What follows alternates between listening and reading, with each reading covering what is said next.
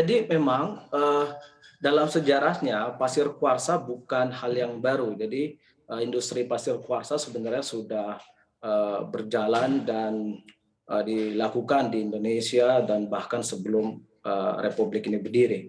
Namun memang ada perubahan tren konsumsi dunia di mana terjadi permintaan microchip, kemudian peralatan-peralatan yang ramah lingkungan, kemudian yang membutuhkan teknologi tinggi, disinilah pasir kuarsa kemudian ditemukan sebagai material yang cocok yang bisa memenuhi atau kompatibel dengan kebutuhan dunia, Mhm. kebutuhan masyarakat yang bergeser menjadi permintaan misalnya juga termasuk dengan energi hijau.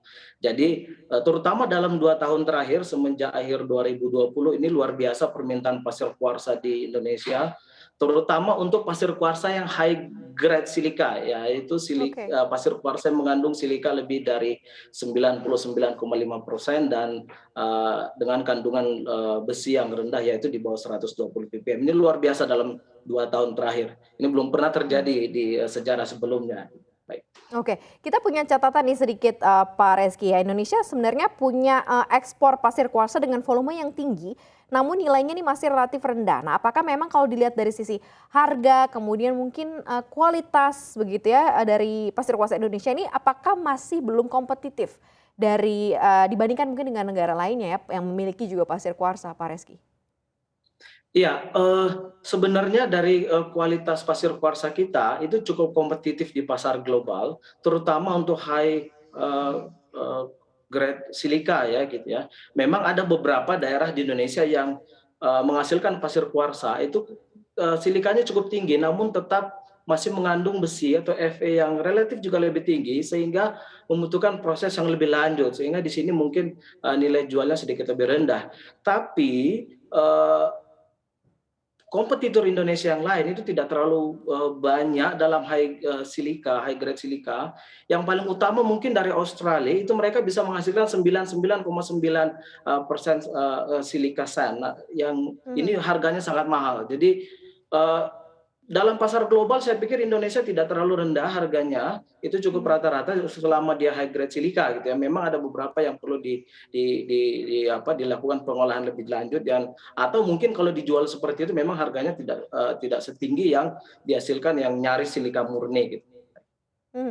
Kalau saat ini negara-negara memang yang langganan ya melakukan impor atau kita ekspor ke negara mana saja sih yang cukup terupdate dan cukup banyak nih memang memborong pasir kuarsa di asal Indonesia?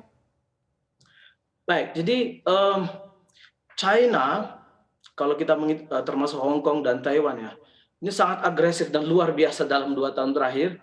Tapi tampaknya Korea Selatan tidak ingin ketinggalan. Kami ketemu beberapa kali dengan perwakilan eh, pembeli yang dari Korea Selatan. Kemudian belakangan Jepang sudah juga sangat intensif mencari pasir kuarsa di Indonesia.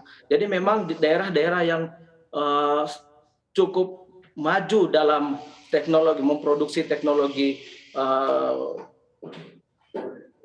Mhm. mobil Oke. listrik, kemudian energi-energi terbarukan, itu Mhm. tampaknya sangat agresif mencari pasir kuarsa dari Indonesia. Mhm.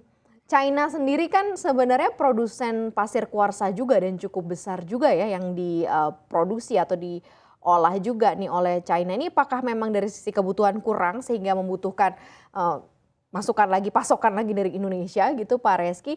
Ataukah seperti apa sih? Dan Indonesia sebagai penghasil pasir kuarsa nih di mata dunia posisinya seperti apa yang mungkin yang selama ini Anda juga amati begitu Pak Reski? Ya, seperti yang tadi saya sampaikan bahwa eh, pasir kuarsa jenis tertentu ya yang high grade silika ini itu sebenarnya eh, dia terdapat di beberapa ketersediaannya di China juga tidak juga saya pikir dengan kebijakan negara mereka yang mungkin tidak mengeksploitasi secara besar-besaran gitu ya. Tapi kalau kita lihat tren produksi mobil misalnya, mobil-mobil modern di dalam 3 tahun terakhir itu selalu melambat karena keterbatasan atau kelangkaan semikonduktor yang disebabkan oleh kelangkaan silika.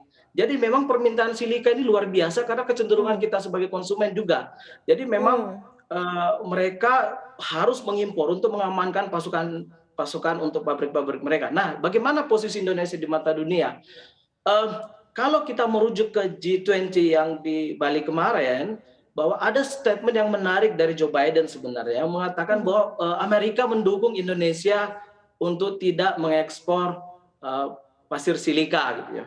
Nah, ini menarik sebenarnya karena kita tahu Eropa dan Barat gitu ya, Amerika itu cenderung tidak setuju Indonesia melakukan pelarangan ekspor untuk nikel. Tapi kenapa Indonesia ini didukung untuk tidak mengekspor kuarsa? Sebenarnya ada nilai strategis kuarsa di pasar global di mana ketika Indonesia menjadi produsen kuarsa dan menyuplai banyak pabrik di luar negeri, maka beberapa negara terutama China itu akan menjadi atau mendominasi produksi microchip dunia yang ini menjadi tarik menarik bisnis dunia, ekonomi global, baik terutama di sektor manufaktur, energi terbarukan, mobil listrik dan seterusnya gitu. Jadi memang Indonesia sebenarnya sedang ketibahan sebuah berkah yang harus hati-hati dikelola dengan baik karena ini menjadi incaran global. Dan Joe Biden pun mengatakan jangan ekspor gitu ya, bahkan untuk lebih Jangan ekspor. Padahal kalau kita bicara tentang nikel itu kalau bisa Indonesia ekspor nikel. Kenapa kuarsa dikatakan jangan ekspor? Ini menarik sebenarnya.